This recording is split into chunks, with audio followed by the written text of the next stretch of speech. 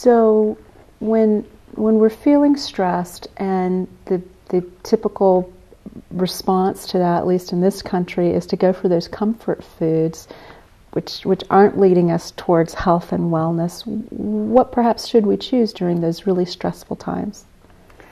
One thing that I just wanted to jump in and mention is that Dr. Ratty, who wrote the book Spark, which is a fantastic book explaining how exercise impacts the brain, he has recently been helping a school in Manitoba in Canada where they had a lot of high-risk young people in a high school that had really struggled. A lot of them came from, backgrounds that were not easy, lots of drug abuse and so forth. Anyway, these students weren't succeeding, so they put them all in one special school. And the teacher really wanted to help them succeed with their learning. So she read the book Spark, and she thought, I'm going to try this. So she had them all come in, and they had treadmills lined up in the classroom, and each student 20 minutes on the treadmill at the beginning of the class.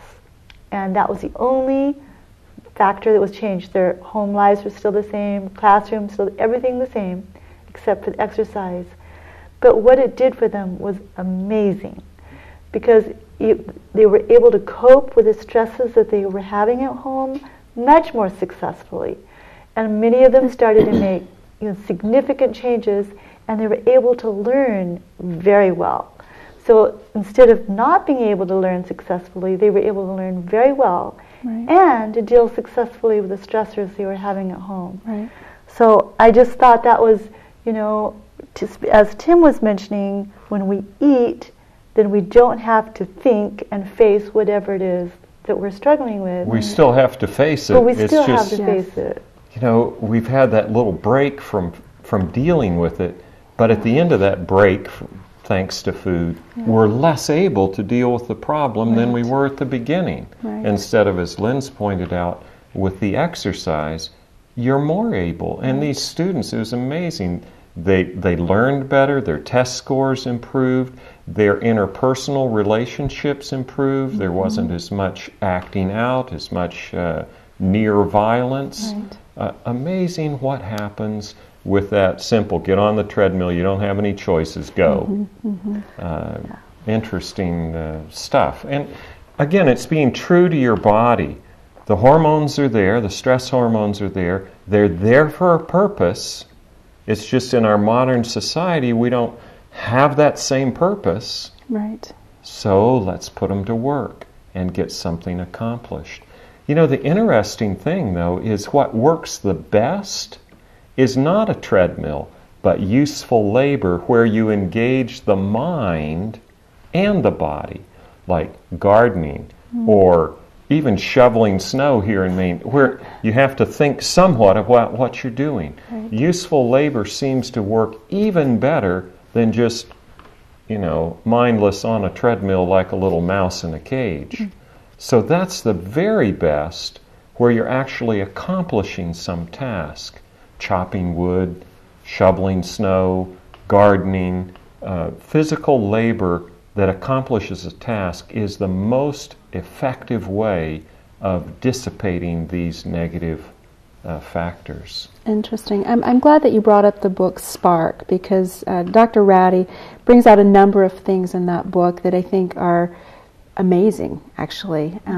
This being one of them. The other, the concept that we can actually change the pathways in our mind. Yes. And I'm wondering if perhaps the thoughts that we think play a part in that. They have a huge impact.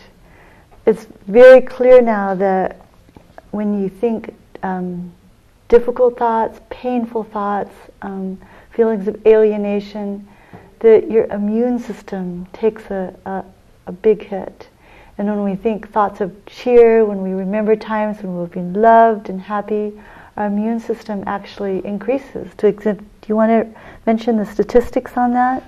It's fascinating what happens with thoughts. First of all, if you picture your mind as a grassy field, it's untouched.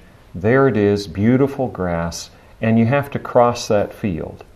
Well, if you cross that field every day, eventually you're going to wear a path in it, because you'll probably, as a creature of habit, cross the field in the same place, going to your destination and after a while it's easier to walk down that path.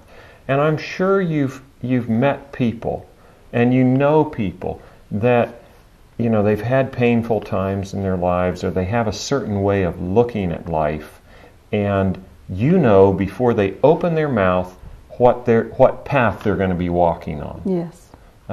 You know, I have patients in my practice like this. I know when I open the door to go in the exam room what's going to be on their mind, because they've told me the same painful story over and over for the last 20 years. In fact, I could tell them the story now. They wouldn't even have to tell me. But that's the way it is with our mind. And the interesting thing is, believe it or not, you can choose your thoughts just like you can choose the food you eat. And the thoughts you think are your mental food, and they develop your brain. Think about this. The thoughts you think change the very structure of the brain you think them with.